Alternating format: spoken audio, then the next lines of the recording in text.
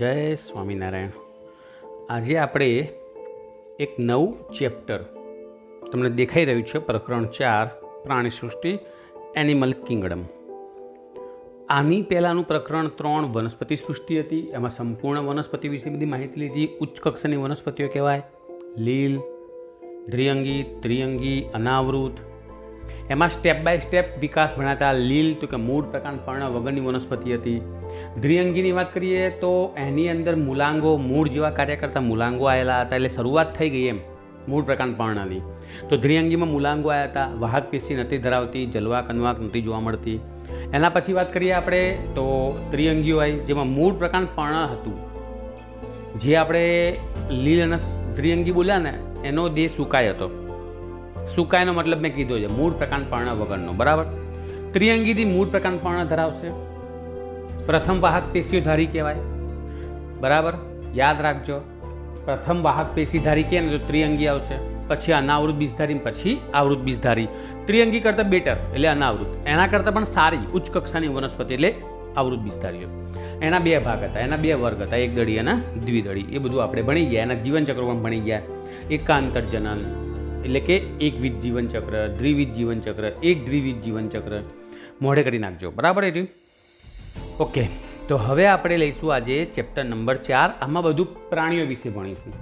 R.H. વિટેકરની છેલ્લી સૃષ્ટિ, પ્રાણી સૃષ્ટિ વર્ગીકરણ, બરાબર। R.H. વિટેકરની 5 સૃષ્ટિ હતી, મોનેરા, પ્રોટિસ્ટા, ફૂગ, 3 ભણી ગયા આપણે। પછી વનસ્પતિ સૃષ્ટિ ભણી ગયા, અને હવે આયા આપણે 5મી સૃષ્ટિ પ્રાણી સૃષ્ટિમાં। પૃથ્વી પર લગભગ આપણે કીધું કે 50 લાખથી 5 કરોડ સજીવ જાતિ હોવાનો અંદાજ છે। ખાસ યાદ રાખજો, કેટલો અંદાજ છે કુલ જાતિઓનો? જાતિ, પ્રજાતિ, આવું આપણે ભણ્યા આગળ ચેપ્ટર 1માં, બરાબર। તો બીજા નંબરનું નામ જાતિ કહેવાય। સજીવના વૈજ્ઞાનિક નામકરણમાં બીજા નંબરનું નામ જાતિ હતું। તો સજીવોની કુલ કેટલી જાતિઓ હશે આ દુનિયાની અંદર, આખા પૃથ્વી ઉપર? તો 50 લાખથી શરૂ થાય, 50 લાખથી 5 કરોડ જેટલી જાતિ હોવાનો અંદાજ છે। આટલી બધી જાતિઓ હશે, બરાબર। જાતિ એટલે પાયાનો ભાગ, જે કક્ષાઓ કહીએ વર્ગીકરણની કક્ષાઓમાં સૌથી છેલ્લો ભાગ જાતિ। એની ઉપર પ્રજાતિ, એની ઉપર વર્ગ, એની ઉપર કુળ, ગોત્ર, આવું ભણતા હતા આપણે, બરાબર। તો 50 લાખથી 5 કરોડ હતી। એમાંથી આપણે 17થી 18 લાખ, ચોપડીમાં 1.7થી 1.8 મિલિયન બોલે કે લાખ બોલે, બધું એક જ થયું, બરાબર। 17થી 18 લાખ બોલાય, કાં તો પછી 1.7થી 1.8 મિલિયન જેટલી જાતિ ઓળખાયેલી છે। બાકીની બધી જાતો હજુ આપણે વણ ઓળખાયેલી ઓળખી નહીં શકીએ આપણે, બરાબર।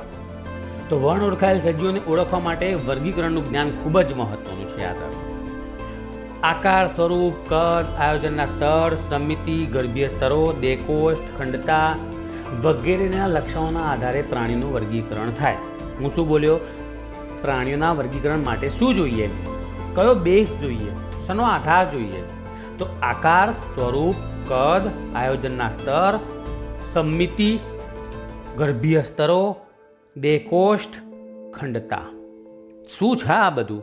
તો એમાં આકાર, સ્વરૂપ, કદ એ બધું તો ખબર પડતી જાય, પણ આયોજનના સ્તર, સમિતિ, ગર્ભીય સ્તર વિશે ખબર નહીં પડતી। શું છે આ બધું? તો આપણે લાઇનસર અહીંયા ભણવાના છીએ।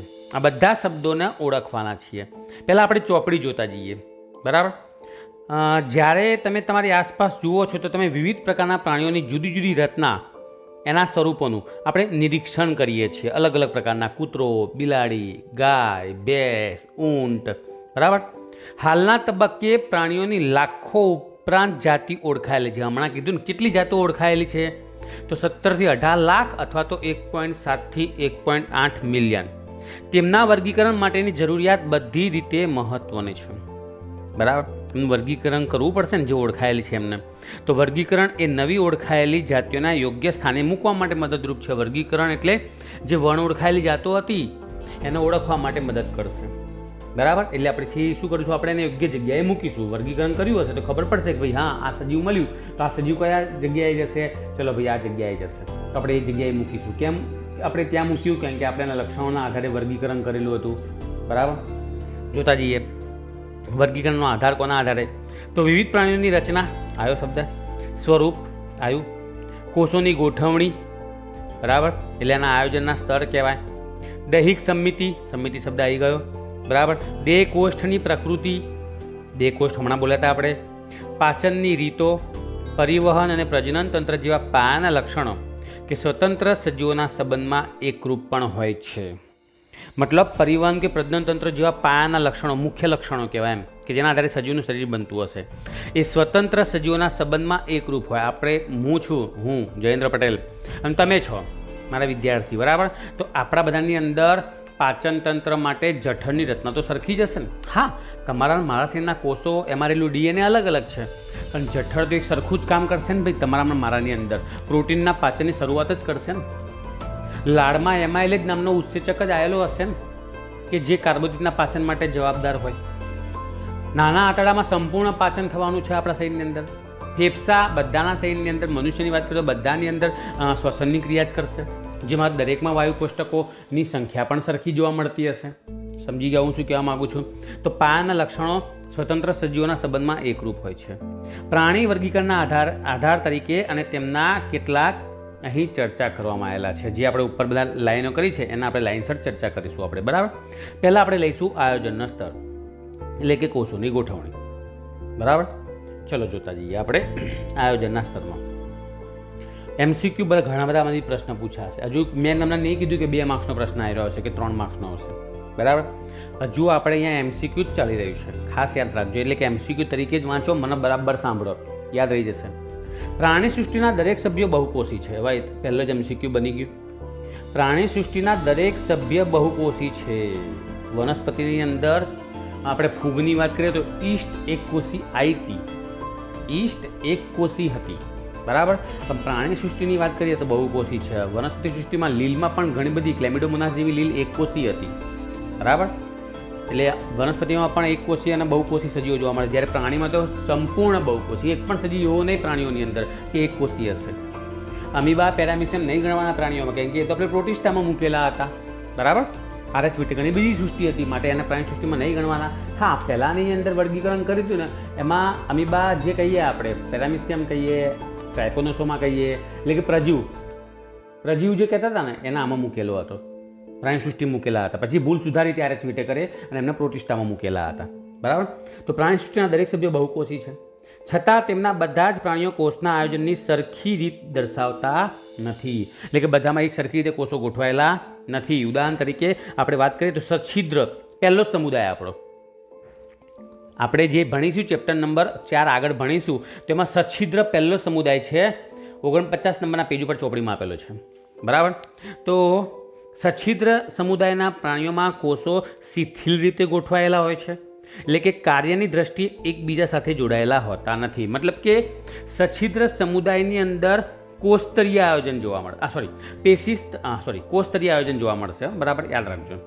કોષો ભેગા થઈને પેશી ના બનાવે, ખાલી કોષો ભેગા થાય એક સમૂહ કોષોનો, એટલે એક દેહ બની ગયો, બરાબર. માટે શિથિલ રીતે ગોઠવાયેલા હોય, કાર્યની દ્રષ્ટિએ એકબીજા સાથે જોડાયેલા હોતા નથી. એટલે કે આયોજન તમને ચોખ્ખું લખાઈ ગયું. જુઓ, MCQ આ બનશે. કોષસ્તરીય આયોજન કયા સમુદાયમાં જોવા મળે? તો સચ્છિદ્રકાયમાં, છિદ્રકાય તરીકે પણ ઓળખાય, સચ્છિદ્ર પણ કહેવાય, બરાબર. કોષો વચ્ચે કોઈ પણ પ્રકારનું કાર્ય જોવા ના મળે. ઓકે. હવે કોષો એની અંદર કાર્યની દ્રષ્ટિએ કેટલાક વિભાજન થતા હશે, કે ભાઈ અમુક પ્રકારના કાર્યો, અમુક પ્રકારના કોષો ચેતાકોષનું કામ કરશે, અમુક પ્રકારના જે કોષો હશે પ્રચલન માટે વપરાશે. સજીવની અંદર જે દેહ હોય તો દેહની અંદર બધા કોષો આવેલા છે, બધા કોષોમાં શું થશે? હવે કાર્યની વહેંચણી થશે, બરાબર. એટલે કાર્ય કરવા માટે બધા કોષો ભેગા થશે અને ચોક્કસ પ્રકારની શું બનાવશે? પેશી બનાવશે. એટલે કોષ્ઠાંત્રીની વાત કરીએ આપણે તો બીજા નંબરનો સમુદાય છે. કોષ્ઠાંત્રી બીજા નંબરનો સમુદાય છે. તો કોષ્ઠાંત્રીમાં કોષોની ગોઠવણી વધુ જટિલ હોય સચ્છિદ્ર કરતાં, બરાબર. અહીં સમાન કાર્ય કરવા માટે કોષો ભેગા થવાના છે. કોષો ભેગા થઈને શું બનાવવાના છે? પેશી બનાવવાના છે. માટે એને પેશી સ્તરીય આયોજન દર્શાવે છે. ચોક્કસ પ્રકારના કોષો ભેગા થઈ પેશી બનાવશે. પેશી પછી શું કરશે? કાર્ય કરશે. આમ કોષ્ઠાંત્રીમાં કેવું આયોજન જોવા મળતું હોય? પેશી સ્તરીય આયોજન જોવા મળતું હશે, બરાબર. હવે શું થશે? આયોજનના ઉચ્ચ સ્તરમાં જઈએ આપણે તો પૃથુકૃમિ વાત કરીએ આપણે સજીવની. પૃથુકૃમિ એટલે ત્રીજા નંબરનો સમુદાય આપણો.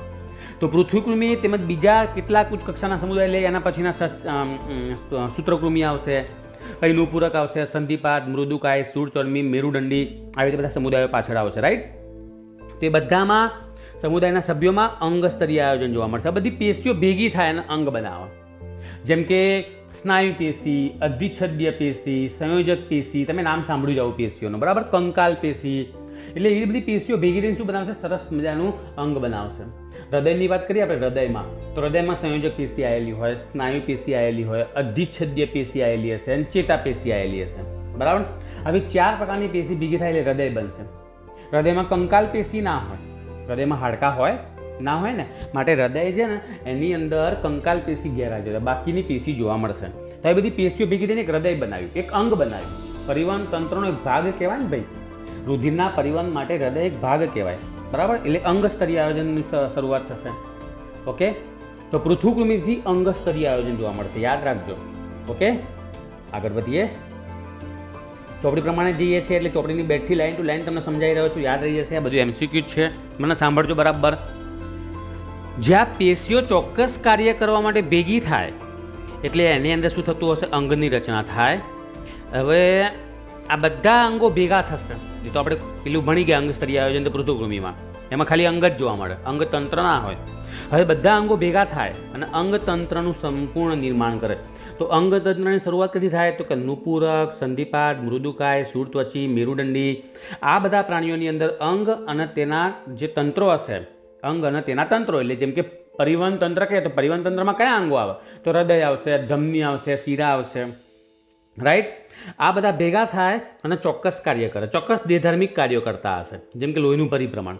તો આ પ્રકારના આયોજનને શું કહેવાતું હશે? અંગતંત્ર સ્તરીય આયોજન કહેવાય, અંગતંત્ર સ્તરીય આયોજન તરીકે ઓળખાય, બરાબર.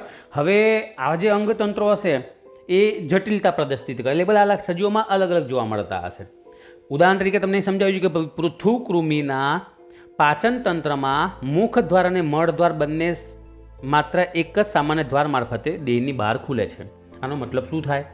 પૃથુકૃમિ સમુદાયની વાત કરીએ આપણે તો એમાં યકૃત કૃમિ, પટ્ટી કૃમિ, પ્લેનેરિયા, આ બધા સજીવો એમાં આવશે, પૃથુકૃમિમાં આવશે, જેના નામ તમારા પાછળ આવવાના જ છે, બરાબર. ઉદાહરણ તરીકે આ કીડા છે, એક પ્રકારના કીડા, કૃમિ એટલે કીડા કહેવાય, બરાબર. ચપટા કીડા છે, માટે પૃથુનો મતલબ શું થાય? પૃષ્ઠભાગેથી ચપટા થઈ ગયેલા છે. તો આ કીડા જે આવેલા હશે ને એમાં મુખ દ્વાર અને મળ દ્વાર એક જ દ્વારથી બહાર ખુલે, એમાં સ્વતંત્ર ના હોય. જેમ કે આપણા પાસે સ્વતંત્ર છે, મુખ દ્વાર અલગ છે, મોઢું અલગ છે અને મળ દ્વાર અલગ છે. આપણામાં બે અલગ અલગ છે. આપણે જ્યાંથી ખાઈએ ત્યાંથી બહાર કાઢીએ છીએ, નહીં ને. જ્યારે પૃથુકૃમિની અંદર કેવું થાય છે? જ્યાંથી ખાય ને ત્યાંથી બહાર આવે, મતલબ કે એનું મુખ દ્વારા શું થતું હશે? મળ દ્વાર તરીકે વર્તતું હશે. તો પૃથુકૃમિની અંદર આ અંગતંત્ર કેવું કહેવાય? પાચન તંત્રની વાત કરીએ તો અપૂર્ણ કહેવાય, યાદ રાખજો. અપૂર્ણ પાચન તંત્ર કહેવાય, લખેલું જુઓ, સંપૂર્ણ ના કહેવાય. તો સંપૂર્ણ પાચન તંત્ર કોને કહેવાય? કે જેની અંદર મુખ દ્વાર અને મળ દ્વાર બંને અલગ અલગ ખુલતા હોય. એ જ રીતે પરિવહન તંત્ર પણ બે પ્રકારનું જોવા મળતું હશે, સમજી ગયા? તો તમને કીધું કે સંપૂર્ણ પાચન તંત્ર કયા સજીવમાં જોવા મળતું હશે? તો સૂત્રકૃમિ સમુદાયથી માંડીને મેરુદંડી સુધીના બધા જ સમુદાયમાં શું જોવા મળતું હશે? સંપૂર્ણ પાચન તંત્ર જોવા મળે. કયા સજીવોમાં પાચન તંત્ર ના હોય? કયા સજીવોમાં પાચન તંત્ર હોય જ નહીં? પાચન તંત્ર ના હોય એવું તો સછિદ્ર સમુદાય, કોષ્ઠાંતરી સમુદાયમાં પાચન તંત્ર ના હોય, બરાબર.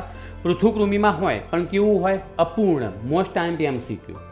કયા સમુદાયની અંદર પાચન તંત્ર અપૂર્ણ હોય? તો પૃથુકૃમિની અંદર. અને કયા સમુદાયથી સંપૂર્ણ પાચન તંત્રની શરૂઆત થાય? સંપૂર્ણ સ્વતંત્ર મુખદ્વાર, સ્વતંત્ર મળદ્વાર ધરાવતું હોય એવું તો સૂત્રકૃમિથી શરૂઆત થાય. સૂત્રકૃમિથી માંડીને મેરુદંડી સુધીના બધા સમુદાયના સજીવોની અંદર સંપૂર્ણ પાચન તંત્ર જોવા મળશે, બરાબર. તો અહીંયા જે મેં ચલાવ્યું ચોપડી પ્રમાણે આપણે, તો એના હું તમને લગતા ટૂંકમાં શીખવાડું. આ બધાની અંદર એમસીક્યુ કયા, બરાબર. તો જુઓ કેટલા પ્રકારના આયોજનના સ્તર આવ્યા, તો ધ્યાનથી જુઓ. નંબર 1 આવ્યું કોષસ્તરીય આયોજન. કયું આવ્યું? કોષસ્તરીય આયોજન, આવું લખવાનું પાછળ, બરાબર. એટલે કે સમજી ગયા કોષસ્તરીયનો મતલબ શું થાય? ફક્ત કોષો ભેગા થઈને શરીર બનાવી દે, એમાં કોઈ કાર્ય થતું ના હોય કોષોની અંદર, બરાબર. કોષો ભેગા થઈને દેહ બનાવી દે. તો આવું સમજવા મળતું હશે સચ્છિદ્ર સમુદાયમાં. ખાલી આટલું જ યાદ રાખવાનું, સચ્છિદ્રમાં કોષસ્તરીય આયોજન. હવે કોષો ભેગા થઈને પેશી બનાવી તો પેશી સ્તરીય આયોજન. તો પેશી સ્તરીય ચોપડીમાં લખી નાખવાનું, જે લખી રહ્યો છું એ બરાબર મિત્રો? એટલે તમારે આખા આ બધા ફકરા નહીં વાંચવા પડે. પેશી સ્તરીય આયોજન ધરાવતો તો કોણામાં આવશે? કોષ્ઠાંતરી. કોણ કહેવાય? કોષ્ઠાંતરી. અક્ષર ઉકલે છે? ઓકે. કોષ્ઠાંતરી કહીએ ને આપણે, એની અંદર પેશી સ્તરીય આયોજન ધરાવે. હવે બધી પેશીઓ ભેગી થાય એટલે શું બને? અંગ બનાવશે. એટલે હવે કોણ આવશે? અંગ સ્તરીય આયોજન. અંગ સ્તરીય આયોજન તમને પૂછ્યું હોય પરીક્ષાની અંદર તો ખાલી પૃથુકૃમિમાં જ આવશે. કોની અંદર આવશે? પૃથુકૃમિ. આની અંદર અપૂર્ણ પાચન તંત્ર જોવા મળે છે, એવું પણ લખી નાખવાનું કૌંસમાં. અપૂર્ણ પાચન તંત્ર, બરાબર? પૃથુકૃમિ. અંગ સ્તરીય આયોજન, ફક્ત અંગ જ બનશે. હવે બધા અંગો ભેગા થઈને શું બનાવશે? તંત્ર. માટે એને કહેવાય અંગ તંત્ર સ્તરીય આયોજન. શબ્દ શું બોલ્યો મેં? અંગ તંત્ર સ્તરીય આયોજન. તો ક્યાંથી શરૂઆત કરવાનું છે? સૂત્રકૃમિથી શરૂ કરવાનું. સૂત્રકૃમિથી મેરુદંડી સુધીના બધા સજીવો, બધા સમુદાયની અંદર શું થશે? અંગ તંત્ર સ્તરીય આયોજન જોવા મળે છે. આ જે મેં ચલાવ્યું ને એ આખો ફકરો ખાલી 1, 2, 3, 4માં આવી ગયો. બધું આની અંદર જ આવી ગયું. બરાબર? ખાસ યાદ રાખજો, અપૂર્ણ પાચન તંત્ર કે તો પૃથુકૃમિમાં સંપૂર્ણ પાચન તંત્રની શરૂઆત સમજી થાય. સૂત્રકૃમિથી માંડીને મેરુદંડી સુધીના બધા સમુદાયમાં સંપૂર્ણ પાચન તંત્ર જોવા મળે છે. હવે આવું જ ખુલ્લું અને બંધ પરિવહન તંત્રમાં પણ જોવા મળે. જે આપણે બોલ્યા ને અંગ તંત્ર સ્તરીય આયોજન જોવા મળતું હોય સૂત્રકૃમિથી શરૂ કરીને મેરુદંડી સુધીના, તો બધામાં જટિલતાના સ્તર અલગ અલગ આવે. બધામાં જટિલતાના સ્તર અલગ અલગ જોવા મળતા હશે. જેમ કે પરિવહન તંત્ર ખુલ્લા અને બંધ, એમ 2 પ્રકારનું પરિવહન તંત્ર જોવા મળશે. બરાબર? તો એની માહિતી આપણે આગળના વિડીયોમાં લઈશું. બરાબર? કેમ કે મેં આ ટોપિક 17 મિનિટ તો થઈ ગઈ આપણી. પછી બહુ લાંબો વિડીયો કરશું તો તમે કંટાળી જશો. તો આપણે ધીમે ધીમે જ જઈશું. બરાબર? ઓકે, તો આવજો, બાય, જય સ્વામિનારાયણ. આજનું બધું જ MCQ છે. ઓકે.